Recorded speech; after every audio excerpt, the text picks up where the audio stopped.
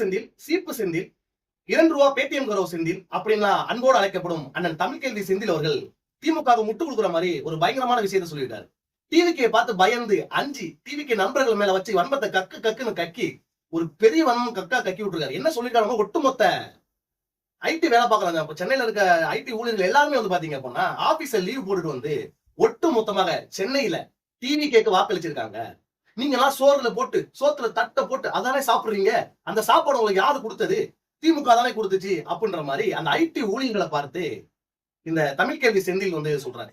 அது மட்டும் இல்லாம வந்து பாத்தீங்கன்னா அவர் நிறைய விஷயங்கள் சொன்னார், நிறைய பொய்கள் சொன்னார். என்னன்னா சட்டையே போடாம இருந்தவங்க சட்டப்பட வச்சே திமுக தான்.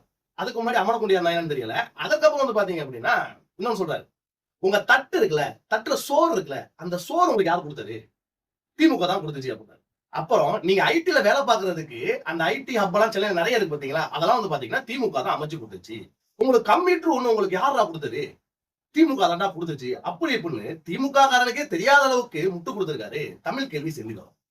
இந்த தமிழ்கேள்வி செந்தில் அவர்கள் யாரு அப்படின்னு பாத்தீங்கன்னா இவர் தன்னை தானே அரசியல் நடுநிலைவாதின்னு சொல்லிக்கிட்டு திமுக முட்டு கொடுக்குற ஒரு ஜேர்னலிஸ்ட் தான் அண்ணன் தமிழ்கேள்வி செந்தில்.